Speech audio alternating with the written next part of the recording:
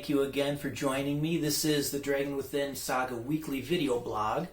And last week we started a character series, and we're going to be progressing through some of the main characters of Convergence as well as Bloodless.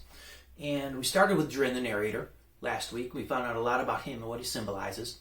And today we're going to be talking about Jesolin, who is, again, well, before I go into this, spoiler alert, we're going to be talking about some things in Convergence that may spoil some of the action or some of the, endings. So if you don't want to be spoiled, you've been warned. So stop this video, listen to it after you finish reading, and I think it'll be enjoyable for you that way. But if you don't mind spoilers, go ahead and tune in, because we're going to dive right in and talk about who Jesolin is. Well, the first time we get introduced to him, we don't get to know his name. So we hear about him in chapter 2, and we see him as a small, sickly little boy who's in an orphanage, right? And throughout that whole chapter, he goes through some horrendous moments of pain and anguish. And that's actually the first thing we hear him remember about is pain and what it is and its three different facets, right? And I talk a lot about pain because I wanted to set up a precedence to show why Jesolin becomes evil. One of my biggest complaints and things I don't like about stories is characters that are introduced, mortal characters that is, that are evil for evil's sake. There's no reason, there's no depth to them. They're just evil and bad people. But that's not how people are, right? I mean, everybody's capable of anything if given the right circumstance, right? So I used Jesolin as a way to illustrate how he becomes evil, and that, dude, he's a little sickly boy, started off in an orphanage, had the promise of life, and was beaten out of him by horrible things, and it adds, I thought it added depth to him. It adds a, I ended up rooting for him when I was writing chapter 2. I mean, I knew what was going to happen, of course, but I ended up rooting for the kid. And so when we talk about pain, we talk about, well, what is it? And it's really, and when I say pain, I say anything that deviates from inner peace within the soul, because that's what pain is. It's a deviation from peace. At its objective level, that's what it is. With peace, there's no pain. With pain, there's no peace, right? So when we first experience pain, we go through a process and we try to isolate it, right? We try to internalize it and isolate it and deal with it on our own, which is great and all, but for little minor pains we can do that. But in some instances, when something major happens, and if it happens over and over, we can't deal with it on our own. And we, even in our attempt to isolate it, we can't. And once we isolate it for so long, or we're trying to deal with it and we can't deal with it, and it keeps reoccurring and reoccurring and reoccurring, wearing on our minds, wearing on our souls and our spirits and our wills, we get to a point of desperation. And it's in that moment of desperation that we will latch onto and grasp and follow anything that presents even a slight reprieve from that pain, because we want to feel that peace. That's what we want as people. We want to feel the surety of knowing that it's just peaceful, right? So once we get desperate enough from that period of isolation, we'll grasp and reach out to anything that extends a hand. Even if it's just a temporary reprieve, we'll grab it. Which is why people do things that we all know we shouldn't do. I've done things I know I shouldn't have done. We all have. We do things that are self-destructive for the simple reason that it gives us a temporary reprieve from that pain we're dealing with, right? So we go from isolation to desperation. And then once we grab something that reaches out in that moment of desperation, we become devoted to it, because it's kind of repeatedly there for us. And even though the periods of relief that it provides are shorter and shorter and shorter, and many times after a little while they create actually more pain, we're still devoted to it. We still defend it. And then that devotion, if given to long enough, turns into an object of worship. And that's what we see happen to Jesolin. When he was a boy, he saw that old man who tried to give him an apple just because the old man knew the boy would like it. We saw him beaten and killed.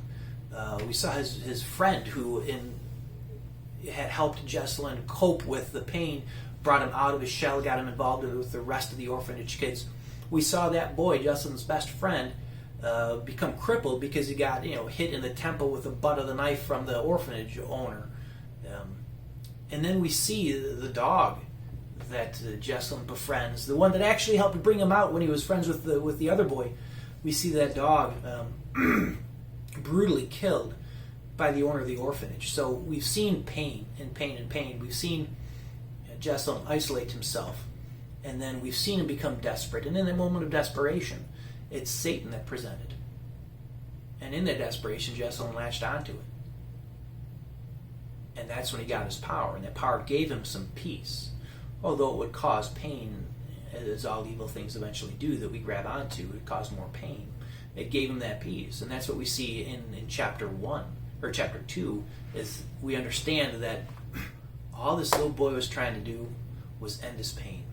So he grabbed at whatever presented himself. Albeit it was Satan presenting himself very deviously, but still presented himself, so Jesolin grabbed onto it. And then we see over the years as Jesolin developed from that boy, he got more power, more ability, relied on Satan more and more. He became devoted to Satan. And then once you're devoted, it's very difficult to break away from that on our own, absolutely, let alone with the intervention of someone else. And then he became so devoted for such a long time, he began to worship Satan. And it's in that moment of worship is an attachment to the identity of who we are. It goes from being devoted to something, when you identify yourself with it, when it gets so ingrained in you that your identity is now made up of that, that's when worship takes place. True worship, whether you're worshiping God in Christ or whether you're worshiping Satan, you worship with the understanding that your identity is found in that which you're worshiping. And once your identity gets seated in that, it's almost impossible to break. You need just an intervention of a miracle. And that's who Jesolin is. He's a little boy who tried to reach out to end the pain. He just grabbed into the only thing that was there, which makes an interesting point that we're supposed to be that source of love for people to latch onto when they're at their point of desperation. Hopefully they don't get there, but if they do, we're supposed to be there as that loving hand that extends itself and says, follow me, I can show you peace, instead of I'm going to judge you and cause you more pain. Which is why many of us get a bad rap. So that's kind of the progression of Jesolin in chapter 2 and what his character represents. And why I went into a lot of detail with his youth and why it's very difficult to break him away from that. Will he break away from that? Well, I'm not going to give you that answer because that might spoil book 2 and book 3 or book 4 for you. I don't know yet, so we'll have to wait and see. But thanks for tuning in. Hopefully you get a little bit more of an understanding of the progression of Jesolin and the progression of just people becoming shifted in their moral code to representing evil instead of good. And it's a process of becoming, first experiencing pain, which we're all going to do, then to isolating it, and then to becoming desperate once we can't overcome it, and then to being devoted to that which is there for us to grasp onto that gives us a partial reprieve from that pain, and then to finally attaching our identity to what we grasp onto, and then a transition from devotion into worship. So hopefully that gives a little bit of insight into that, and next week we'll pick up and we'll talk about Roni Alden and Zendalia, the two brother-sister hunters. So thanks again for tuning into the Dragon Within weekly video blog.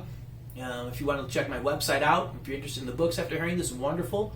The website will be in the descriptions. And thanks again for tuning in. It's been great. I love doing this. I love that you're watching. Thank you very much. And don't forget to like, share, subscribe, or whatever you do that we do, right? So until then, you guys have a great day, and look forward to seeing you again. And always remember, you got to release that dragon within. Thank you, and have a wonderful day. Bye-bye.